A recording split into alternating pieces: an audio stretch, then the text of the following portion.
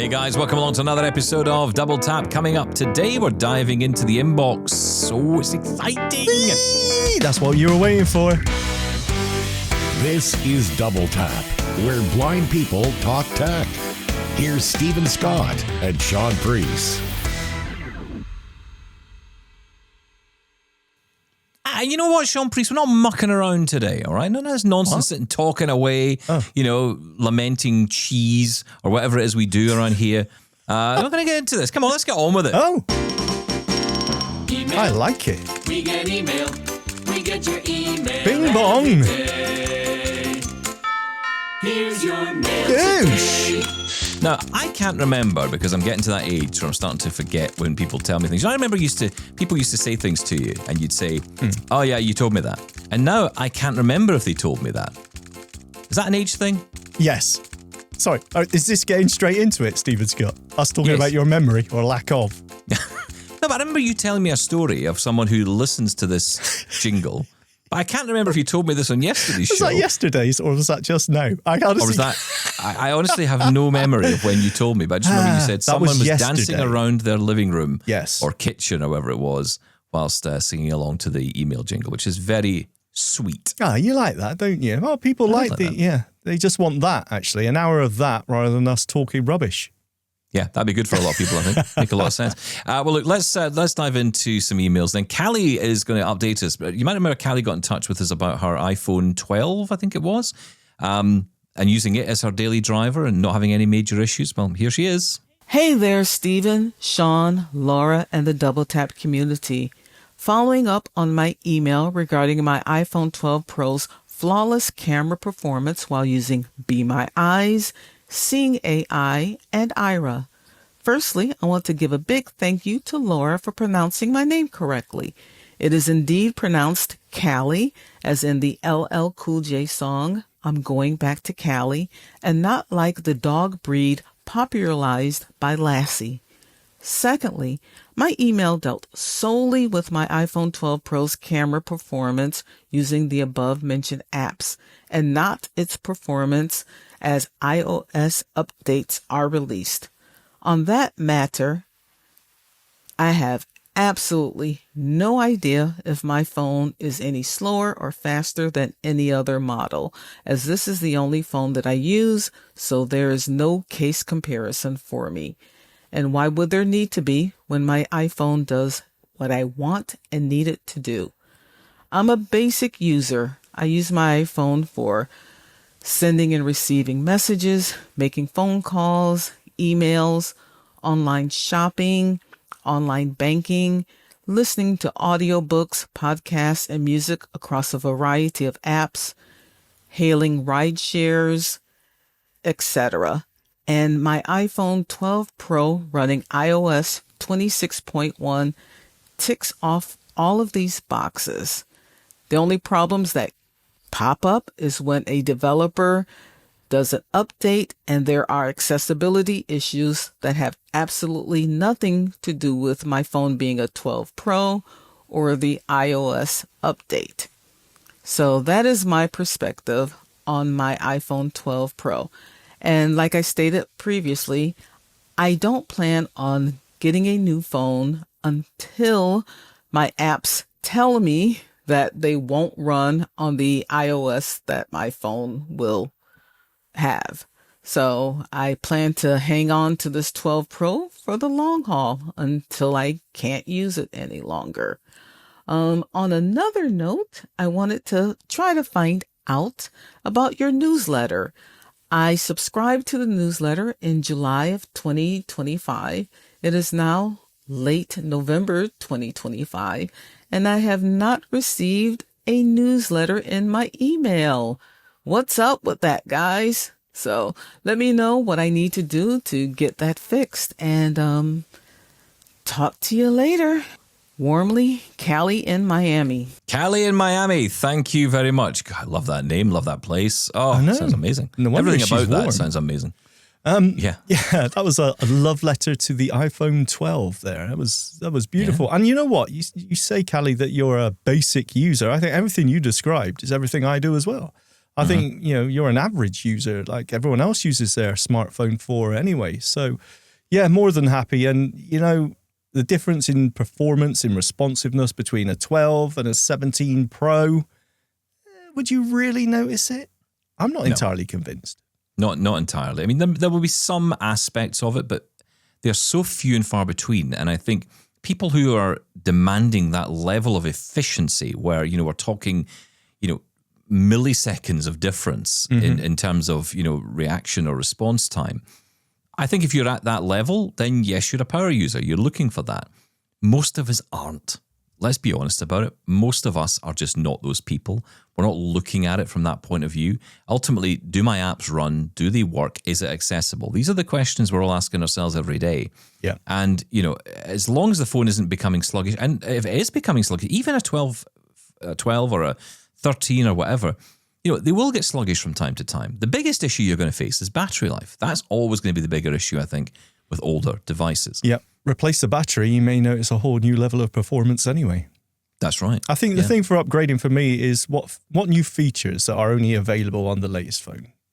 Be that AI, be that the camera action button. I mean, it's up to you to decide how useful that is for you. But when it comes to performance, I don't think there's a huge difference. No, I don't. And I got the iPhone Air. It's a lovely phone. It's got new design. It's new style. But the design is really the only thing that's different. Yeah. Nothing else. How many times have you got a new phone and it feels identical to your last phone and you think, actually, I can't tell a difference.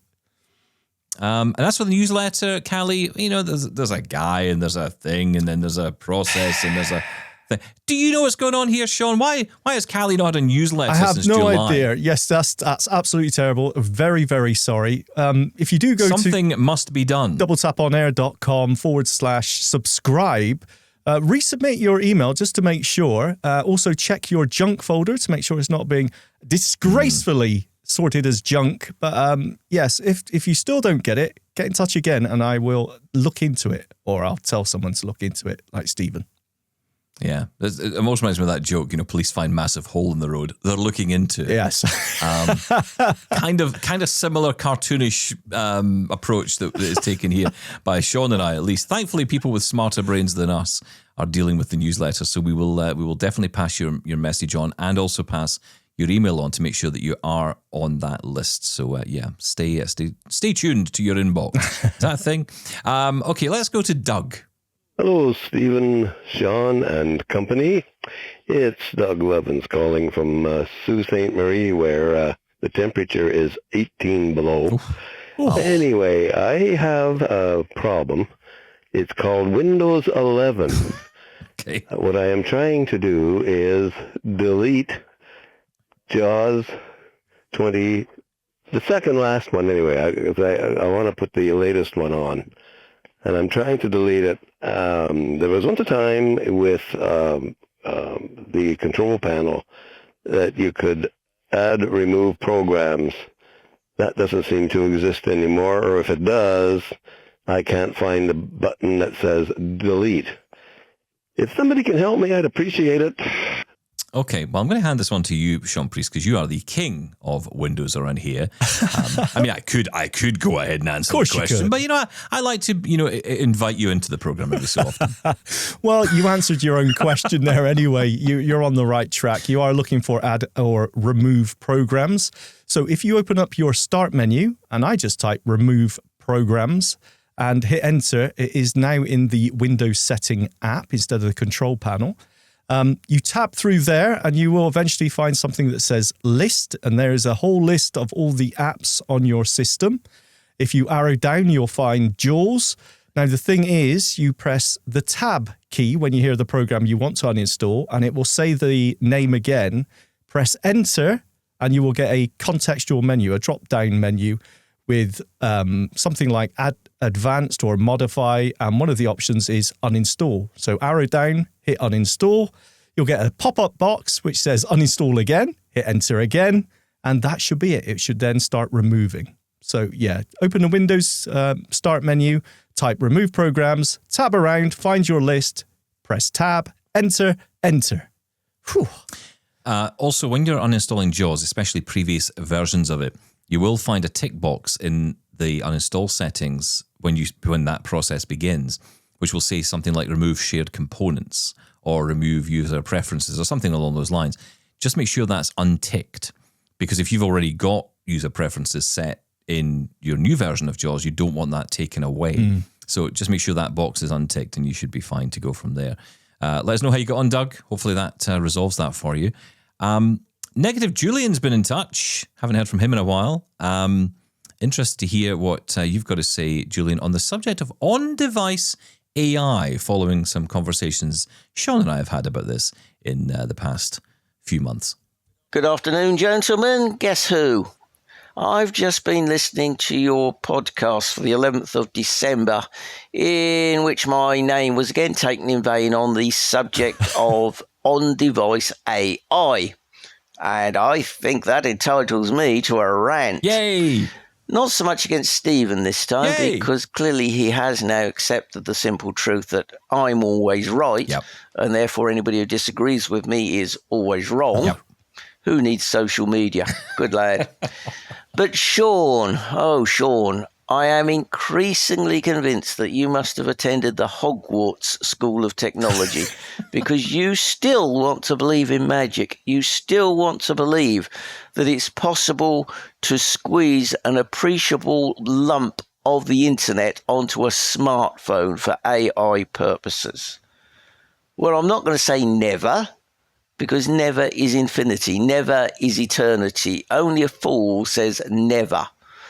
But is it going to happen in the near future, or even the next few years? I very much doubt it.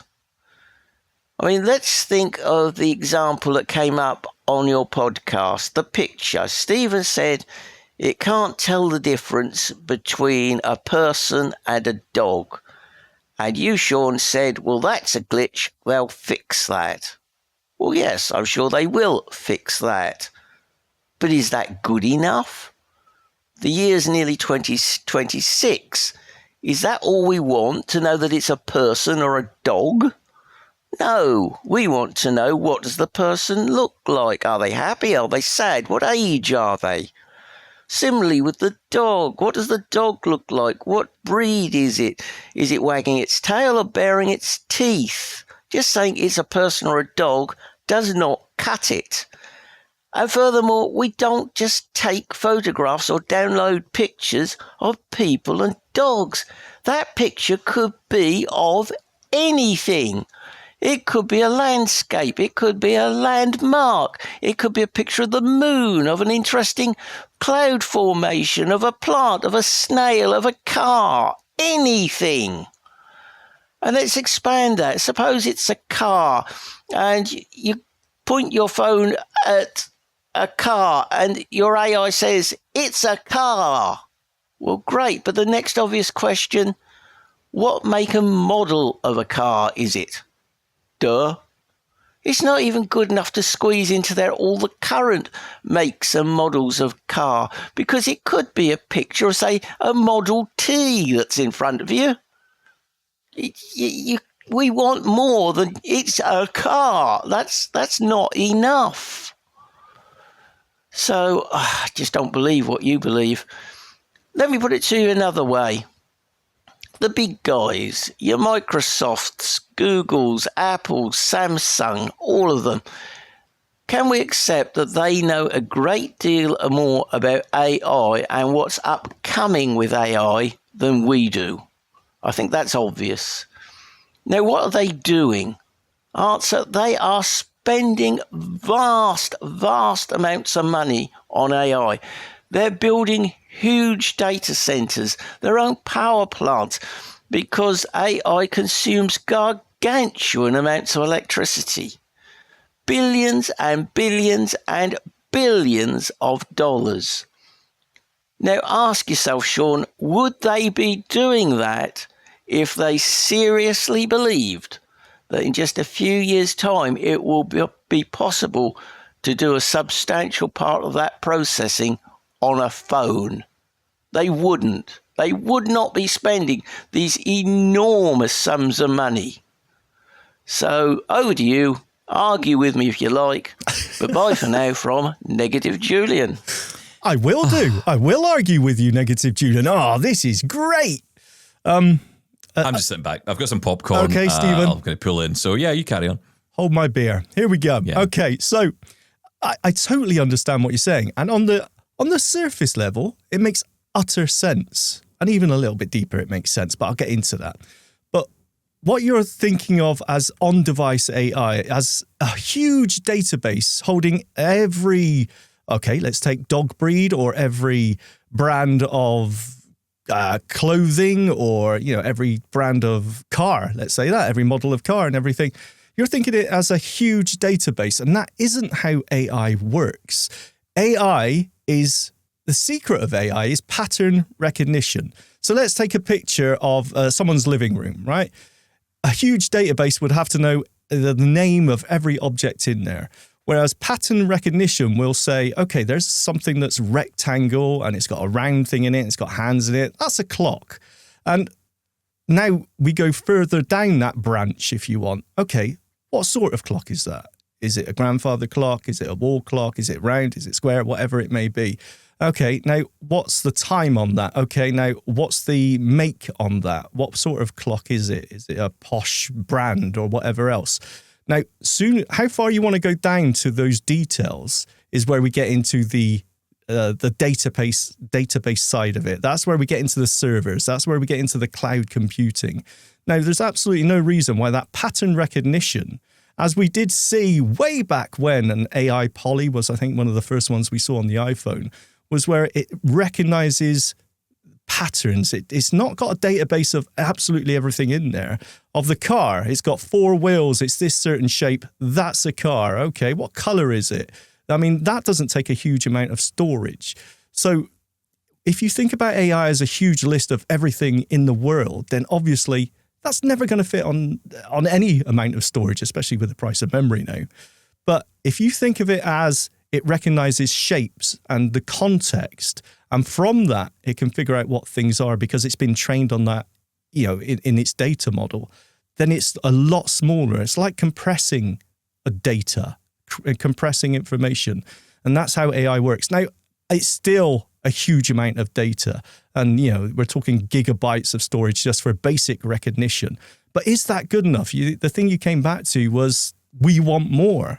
I agree with you. We want more. But to tell if someone's smiling or, frowning actually isn't a huge amount of data to work out from pattern recognition if a dog's showing their teeth or not. So it's not a huge data model. And you can try this stuff out now, Hugging Face and other, there's locally sourced or locally run AI that you can try it right now, and you'll be surprised. And it is more targeted. It may be this is purely for, people, or this is for whatever else it may be. It is more targeted. But I think we will get to a point where we're going to get a basic level of AI on device, and it's going to be pretty useful. Okay. Is that well, right? There you go. Well, you know my views on it, which is, that I agree with Julian, and that's the end of it. No, as we know, Julian is right. Well, yeah, on all things. But no, I mean, seriously, we do dream for that world. Oh, absolutely. We will get there. But I think Julian makes, the biggest and most standout point that I haven't fully considered is, they're spending all this money on this technology. And, this year, we were saying this yesterday, right? That the amount of RAM that's been purchased, pretty much all the RAM. There's no RAM left. There's Mega RAM, they've got Mini it all. RAM. They've got it all. All the RAM has been stolen. Has been purchased. Steady now. Yeah. For the lawyers who've just woken up. I'm just trying to keep them awake. Yes, That's all. yes. But no, if if all the RAM has been bought by OpenAI and, they're building all these computers, what's the purpose of it? If it's so that we can get it all into our phones? Down the line, potentially, I don't know. It's I think we'll always enterprise. need cloud. It's Yeah, of enterprise course, and of scale. course. If you've got 1 million people trying to access, an AI service, which is a subscription model for enterprise to do transcription for something or whatever it may be, that needs to be done. Either that or you buy a mainframe for your company and run it on there. So, and some companies probably will do that. They'll probably develop their own. Yeah. I think we've talked about this before. These niche LLMs or smaller large language models, which I think are more effective. Because they're focused, right? They're not looking out to the internet and just a vastness of information to try and pull your answer or the query from. Yeah. But no, I think, and I've a much simpler level to all that. I know you've got an Android phone, Julian, but, for those of us with the iPhones and Apple Intelligence, to me, it's a joke right now. Apple Intelligence is a joke in the sense that it's just not intelligent on any level. Intelligent to do what? It can't even surface up an email properly, or why, there's things it just cannot do well, and it has the data in it. That's the bit that gets me. That's the bit that I'm really annoyed at. The data that it does have access to, that it is on device, it can't use properly. And then, you use it for image description, and it was Apple Intelligence I used, and it was what gave me the answer. It was a person rather than a dog sitting on a dog bed. Yeah, I'm sorry. That's, even if we go down, that's on-device pattern recognition. There's absolutely no excuse for getting it that wrong. But again, that's why I keep coming back to, I just don't think AI is that useful in our use case as a blind person. I don't rely on AI at all. Well, not Apple's, let's put it that way. No, I'd go further. AI in general. It's great in certain use cases. I think it depends. I don't know what these use cases are that you don't find. I don't think you use. I don't use it correctly. Is that what you were about to say, Stephen Scott?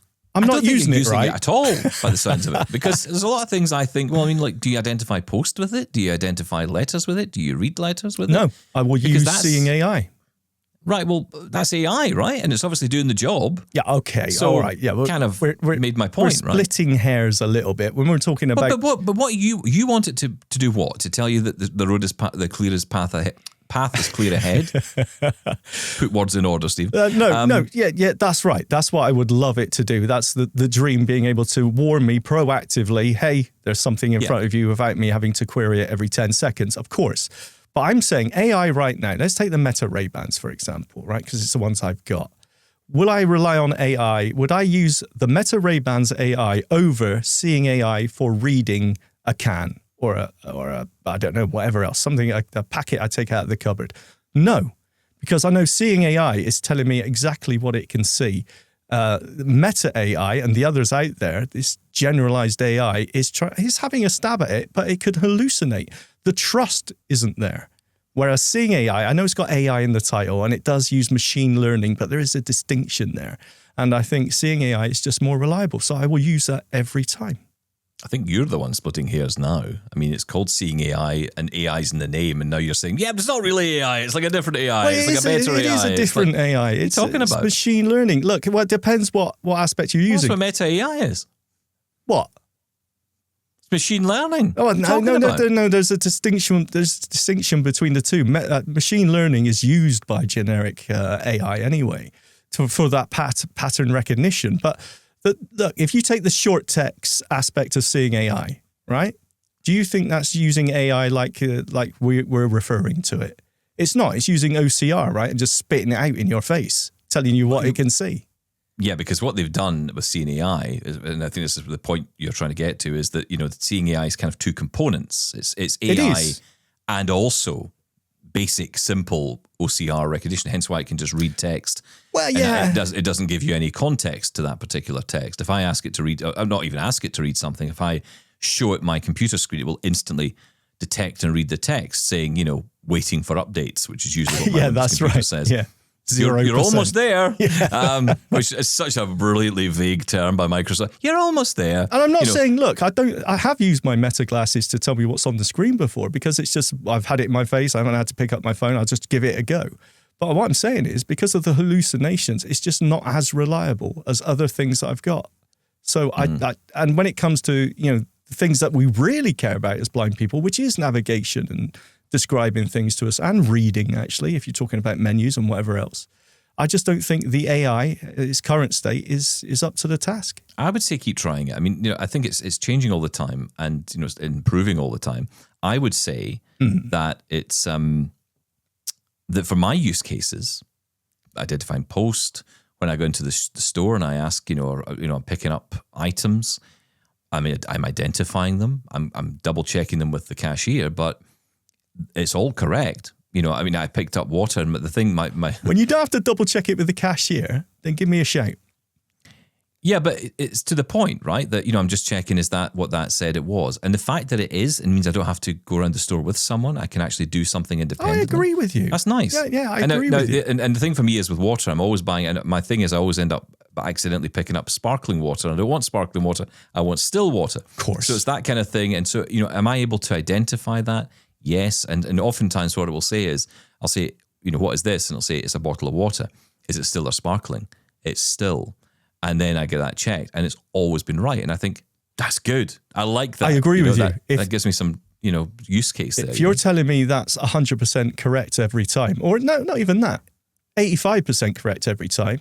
Well, let's say I've done it 5 times since I've been using them, and it's been right every time. That's not a huge amount of time, Stephen, but okay. I'm not saying this is a survey that we should, stand by, scientists should get behind. I'm just saying that in my experience, it's been right every time. Look, it's read the correct information off the letters for me. It's identified post correctly. It's also stopped me, I will say, opening parcels for neighbours, because at this time of year, at the time that's just passed, with Christmas and the holidays, stuff would arrive that was not mine because the post would just be mixed up. I agree. Yeah. And so, I would check every parcel to make sure. And also because if you don't want to open a parcel that might be, a present for me. Yeah, I know. So, that was unlikely to happen anyway, it would appear. But, that's fine, right? And so, being able to do that is so good. And it's so nice to be able to do it with the glasses in your head. Look, I'm with you. I don't think it's 100% yet at all. It's got a lot of ways to go. Certainly nowhere near ready for prime time when it comes to things like mobility and all that. Definitely not. If people are buying for that, they're getting wrong information somewhere, because that's not what is the use case. But it doesn't have to be, though. The point no, it doesn't have to. And for the simple things that I'm using it for, I'm finding it really useful. Yeah. I'm finding it great. Sarah always says that the Metas are the best device that she's got, surprisingly enough. And, describe the room, or she likes using it in the garden for the plants and, how the garden looks and things like that. And it's great. It's fantastic, because it's not that important that it's 100% correct. It's giving me, a nice description of the garden, which is lovely. And, same for, is this outfit clean or whatever? It's stuff like that. Absolutely fantastic. I'm not saying it's useless. I'm just saying it's very specific. I think you did. Yeah, sorry, I did. Negative, Julian, you're absolutely correct. I'm just terrible. Yeah. Sorry. But now we've agreed on that, we can move on. Thank you, Julian. Stick around. We're going to get more of your emails on. We're going to hear from Natalie in just a moment. Get in touch with Double Tap. Email feedback@doubletaponair.com. Leave us a voicemail at 1-877-803-4567. And now you can send an audio or video message to us on WhatsApp. That number is 1-613-481-0144. Okay, let's dive back into the messages. And Natalie is here. This is Natalie, and I'm an American from Texas, no less. And I just wanted to speak to the whole multiple screen reader issue. Many times through voc rehab systems here in the United States, JAWS is taught, but NVDA and narrator are not. And there's a huge learning curve for most folks that are not beamed down from the mothership. So I think we need to be aware of this and be sensitive to this when we speak to people's expectations in terms of employment. So that's all I have to say. Thanks for all you do, and have an awesome night.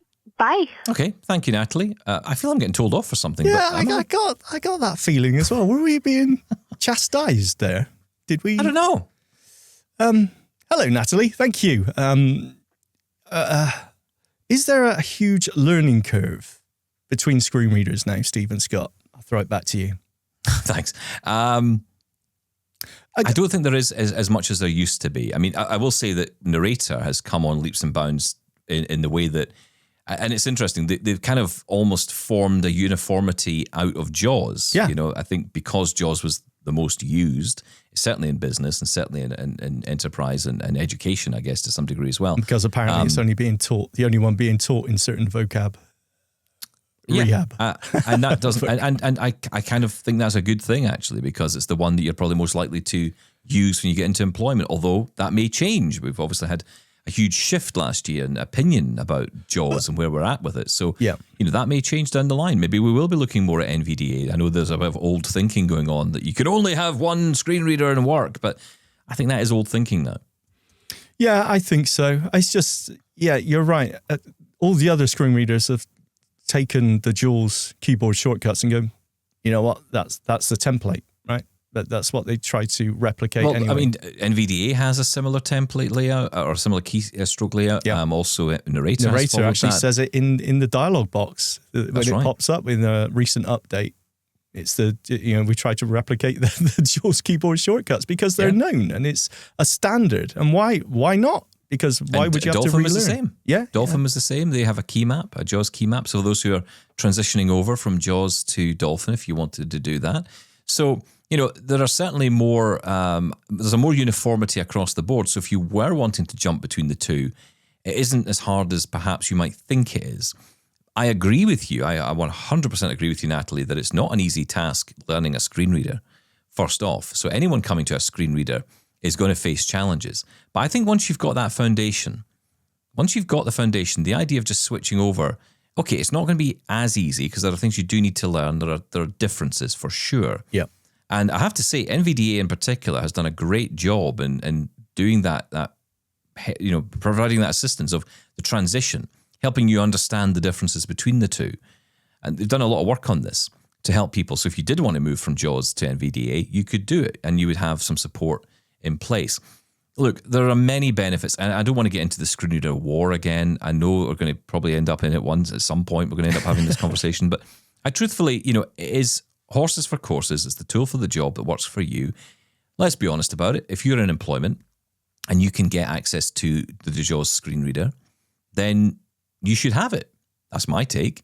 I mean, would I want governments and would I want other organizations to pay for it and make it available? Absolutely.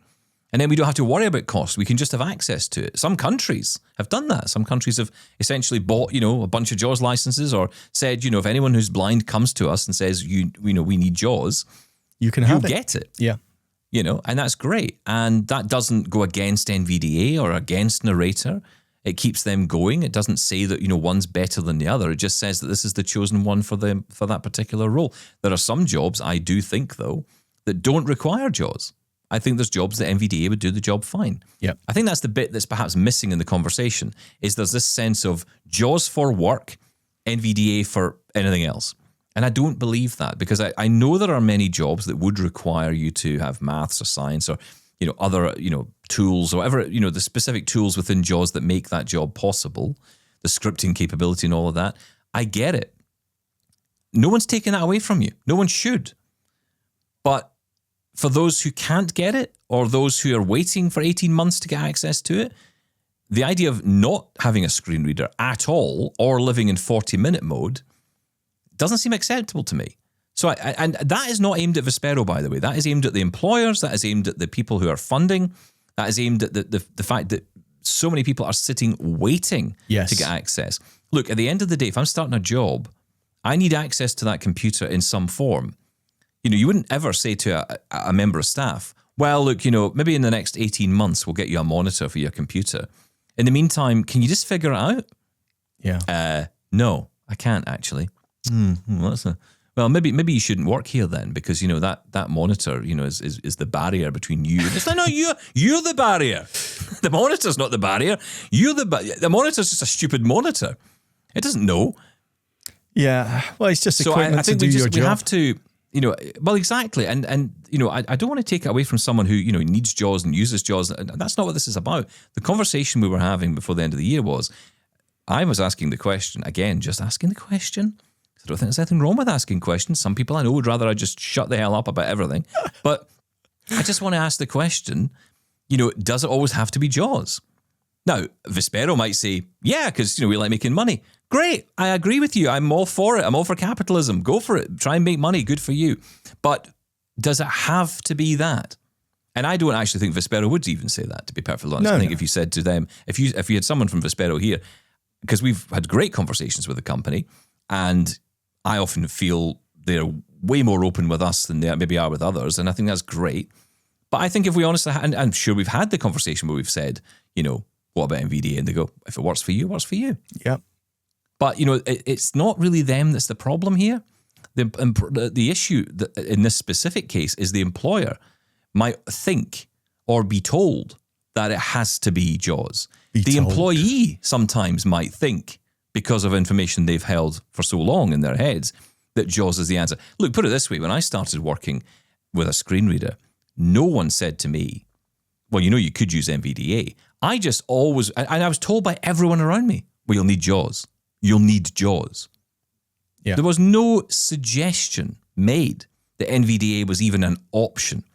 And when I was leaving my job in 2021, that was just coming in. They were just bringing in, the company were just allowing people to start using NVDA on their computer if they wished, which I thought was a great thing. But I thought, why did it take so long? And it's just, there's certain things in our world, there's a lot of, there's people and there are situations and there's technologies that can sometimes end up institutionalized. You know what I mean by that? It That's just becomes true, part actually. of the institution. Yeah. It's like, this equals that, so therefore you must have this. And there's really no discussion ever put out there. And you think, well, hang on, where did that start from? Yeah, but it's And even so, worse than that. Sometimes there's any comments that actually there may be an alternative is shut down with derision in times as well. And like you say, it's worse when it comes to people that have the ear of businesses or companies that people go to for advice. And if that's still the mindset there, then we're in trouble because it slows us down. It just adds to the barriers. Thank you for your comment, Natalie, and keep listening. Thank you for listening. I really appreciate it. Yeah, and we're very I'm sorry, guessing Natalie. Lovely warm Texas. I don't Stephen's know. fault. I'm being paranoid today. Maybe Natalie's not suggesting anything at all, and we're just being entirely paranoid. Let's move on because there's a lot of comments about the Ally Solos glasses that have been out now for a little while. Sai's been in touch. Hey, Stephen and Shaun. This is Sai Hoekstra. I just wanted to add a couple of things on to what people said about the Solos glasses that I think are important for people to know. One of them is somebody mentioned that they found the controls on the glasses very difficult to use, that they are not very sensitive. And that actually raises a big problem with the glasses, in my opinion, which is that the settings for the glasses, a lot of them are actually controlled through the Solos app, so not through the Envision app. And you can control the sensitivity of those controls through the Solos app, but that app is not very good with voiceover. Like, it's not particularly accessible, which just seems completely unacceptable that would be the way that we need to go for a company that is allegedly aiming everything that they're doing at our community. And there's also nothing in the Envision documentation that you get when you get the glasses that tells you that the Solos app is a way that you can control how you use your glasses. Like, that's something I just assumed was true and went in the app store and searched for the app myself. Also, the Envision documentation that I got was quite bad. It was not complete. It had a bunch of typos. There were word sentences that didn't make sense, that were really vague. I was extremely disappointed by it. It felt very sloppy and rushed. And then I also just found the Ally actual AI model itself to be very slow and clunky and lacking in a lot of functionality. I would encourage people before they get the glasses to try the Ally app itself, and just know that once you get the Pro version, it, in my view, does not get much better. It's still very slow response time. It's still a pretty clunky experience. There's not a lot of function. There's a lot of functionality that you would expect to be there, that just isn't.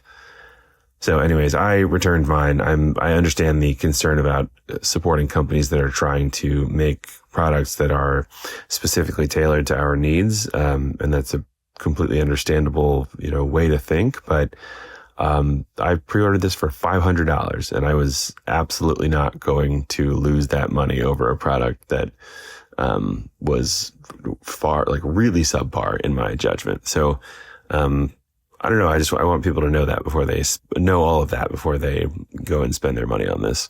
Okay, Si, thank you for that. Well, you're welcome to your view, and you've obviously spent the money. You've had the experience. We haven't tried them, so I can't comment on that, and I'm not going to because I haven't tried the experience myself. But we have got another email in here, which is reviewing the glasses. Let's hear from this caller, this message. Hi, Double Tappers. I wanted to share my initial experience with the Ally Solos glasses. They arrive in a very well-constructed padded box that you open like a drawer. Inside, you're going to find the glasses with the left temple arm removed. I'm assuming that's to save battery life. There's a cleaning cloth, a charging cable, and a glasses case. The case will not charge the glasses. You have to use the proprietary charging cable, which magnetically attaches to the left temple arm. Now, both temple arms will come out, and you can charge the left temple arm, but not the right. All of the control of the glasses happens with the right temple arm. There are no physical buttons. It's all solid state. There's a little outset nub at the front of the glasses that powers them on, puts them in pairing mode, and powers them off. Behind that, there is a channel that you slide your finger across. It's inset into the glasses. It's very easy to find. And you use that to raise and lower the volume, as well as engage the AI. Now, to engage the AI, you double tap in that channel, and then you single tap and hold to prompt the AI. And when you want to turn the AI off, you triple tap in that channel. This control scheme can be a little challenging because the tapping has to be at the right frequency. I have found if you tap too fast, you will activate apps on your phone or Siri on the iPhone, for instance. So it takes a little time to get that figured out. Using the app is fairly straightforward. Depending on how much personality you've put into your Ally, it can add a little bit more complexity to the answers. For instance, I asked the Ally app to help me cook a recipe, and all of the jokes it was throwing in, because I have a funny Ally app, was actually making things take longer and making it harder for me to follow my recipe. Using the camera with the app is pretty straightforward. You tap and hold and ask the app to take a picture and tell it what you're looking for. It does take a while to process. It will tell you to stand still before it takes a picture. Then it will tell you it's uploading the picture. Then it will tell you it's processing the picture. And finally, it will return some results. And in between all those steps will be silence. There's no spinning beach ball to let you know that processing is happening, so you just have to wait in good faith. The results it returns are pretty good, but I have found that the OCR function isn't quite as accurate as I would expect it to be. I scanned some printed mail as well as some printed text and confirmed with a sighted person that the information it was returning wasn't completely accurate. Overall, the glasses are fairly light. The sound quality is a little in the mid-range. It doesn't have as much dynamic range as some other glasses would, but that could be a benefit when you're out and about. From my recommendation would be that if you use the Ally app on a daily basis and you love it, these glasses would be a great addition. But if you need glasses that are truly hands-free and have the ability to run other apps and take pictures, you're probably going to need to look at another solution. My ideal would be to be able to put the Ally app on the Meta frames as an additional piece of software that I pay for.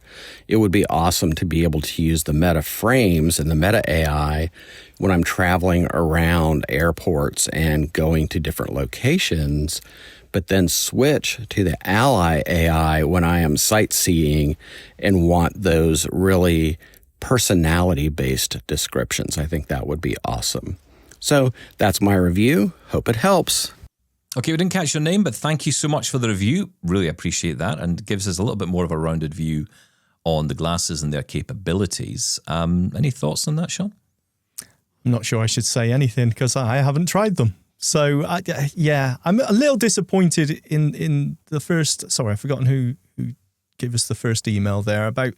There's another companion app out there, the Solos app, that you can use to configure the glasses, to a better degree when it comes to the sensitivity of the track.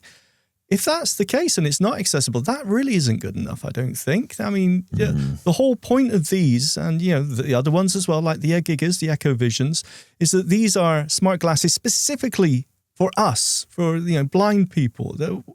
What are they doing that the others don't do so far? I'm not seeing anything at all. I'm not convinced. Yeah. I mean, I'd love to hear from someone who is using the metas as well and has done a comparison. Because that's what I would have liked to have done, was do a comparison between the capability of the AI from Meta and the capability of the Envision AI. Now, I know, of course, with the Envision Ally, it has, personality and all that stuff. I personally don't care too much about that. I'm more interested in what data or what information I'm getting back. So, okay, you can say that the personality is fun and it's an additional extra and all that. Okay, fine. But I'm more interested in the information. I mean, if it's laughing its head off while it's getting everything catastrophically wrong, then, I'm not impressed. Sounds like me. Right? Yes. Yeah.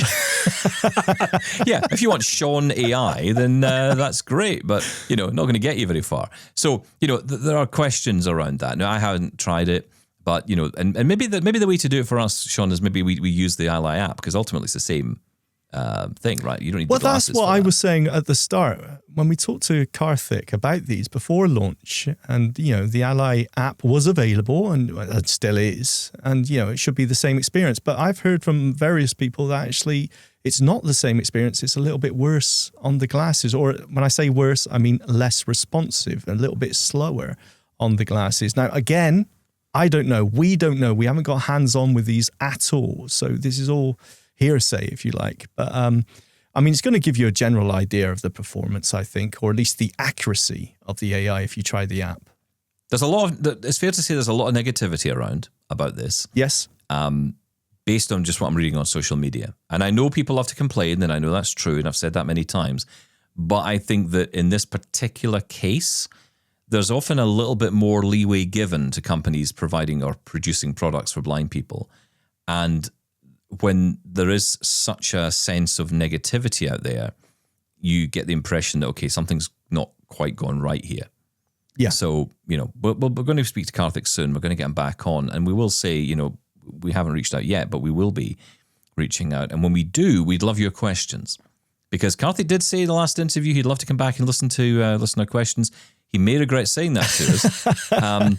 But, seriously, if you do have a question, email it in to feedback@doubletaponair.com. We'd love to get your questions. If you've bought them, if you've returned them, if you have them, but you're still keeping them, you're enjoying them. What do you like? What don't you like? What would you like to see different? What questions do you have for the Envision team? Ask us, and we will ask Karthik on the show. And you know us, we will put those questions to him. So, even if your question might seem a little bit impatient or a little bit rude, that's okay. That's what it's about. They've paid their money. Yeah. Absolutely. If you've paid your money, you're entitled to be annoyed if something's not the way you want it to be. So put that question directly to Karthik. Email us, WhatsApp us as well, all the usual ways. Get in touch with us, and we will put your questions to them. If he comes on. I don't know if he will, but hopefully he will. I think he will. I think Karthik will come back on. Let's go to Shazad, who's got in touch with us. Hi, Stephen and Shaun. This is Shazad Bukhari from Birmingham speaking. We have two questions, one for Shaun and one for Stephen. Okay. Shaun, have you managed to buy another tip for your cane? Because as you said, you lost your tip of your cane. Yes. Have you replaced it? And for Stephen, have you heard anything from Capsys in regards to the next generation smartphone 4? Whether they'll be doing a smartphone, Smart Vision Pro, Smart Vision 4, because I am interested in knowing when that will be coming out, and hopefully next year, I hope. I always enjoyed the show. I always also enjoyed the banter that you two do. I also enjoy the events that both of you do.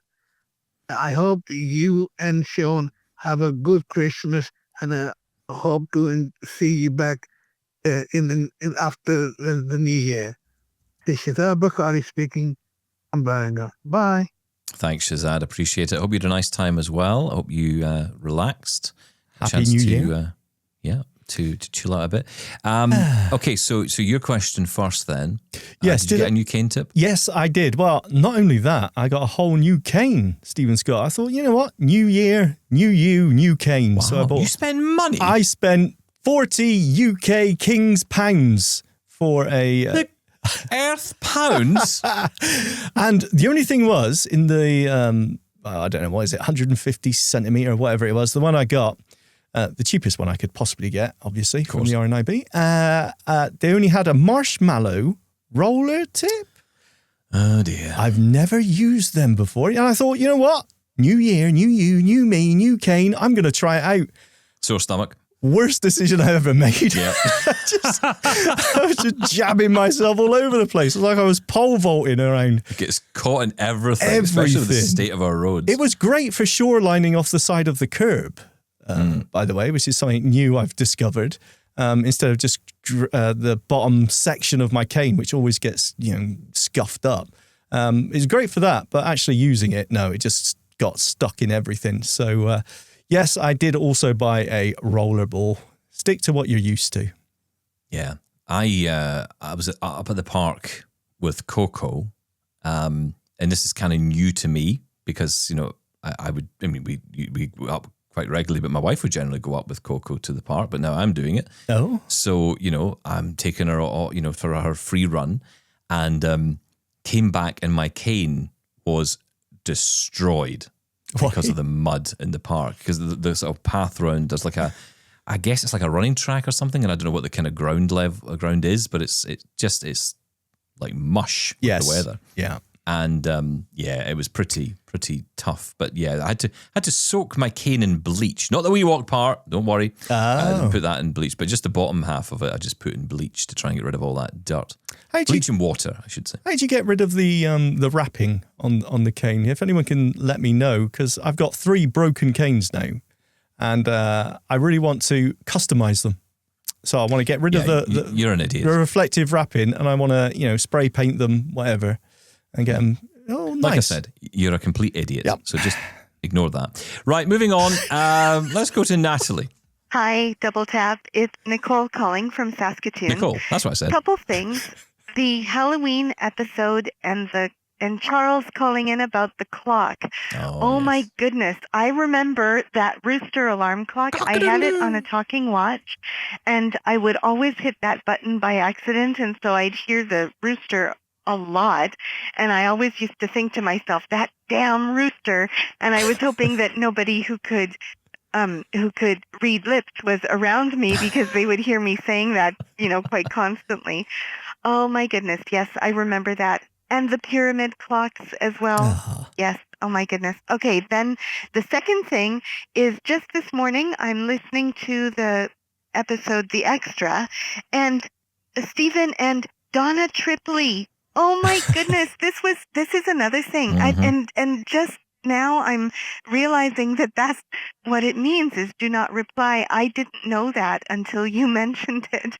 And always from this one specific organization or corporation, I was getting these emails, and I'm thinking, Donna Tripley must be in their management team or something, but why would it say that? Now I understand. So thank you very much for that. Okay, take care, everyone. Bye-bye. Yeah, that's a blind joke right in there. That's an in-house blind joke. No one else will get that except us. That's got all of us at one point. Donna Tripley. Yes, it's Donna Tripley. I know her. And I think it's worth. I haven't done it, but imagine if I'd replied saying, "Hi, Donna, lovely to get your email. Not available this week."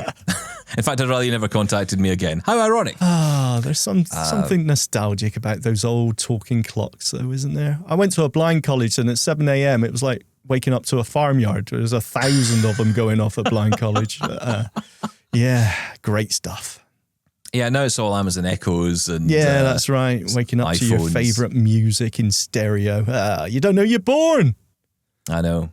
Kids it's nowadays. And it was all the talking clocks you got, the pyramid, and there was another one I had, it was just a square box with a button at the bottom right of it. Yeah. And you press it, and and it's funny because how things have changed. I mean, there's still a lot of that around. Okay, there's still a lot of that kind of stuff lying around, and there's still a lot you can buy. But it was quite something, wasn't it, when you think about, you were having a product in your house which was pretty nondescript, just a box with the name of a charity on it. Just sit in your house. Yeah, that's right. To have the name of the organisation that you bought it from, or didn't even sometimes buy it from. They would give it to you. It's like, this is it. You're someone's blind. lucky. Yeah, you Here's your gotta give in to it. liquid level indicator. Here's your talking clock, and here's your cane, and go have a happy life. Jaws license? Oh, sorry, they've gone. Right, okay, straight out the door. It's the toolkit, the box of blind. Yeah. We should actually come up with that. We should come up with like the new box of blind.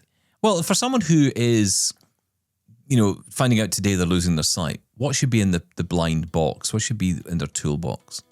Something in that. We should do that. Feedback at doubletaponair.com. Let us know. Yeah, as usual, you've got plenty to talk about. We don't shirk our responsibilities around here. Keeping you talking is what it's all about. Listen, that's it for us today. Thank you as always. Mark Affalalalo is back with us tomorrow.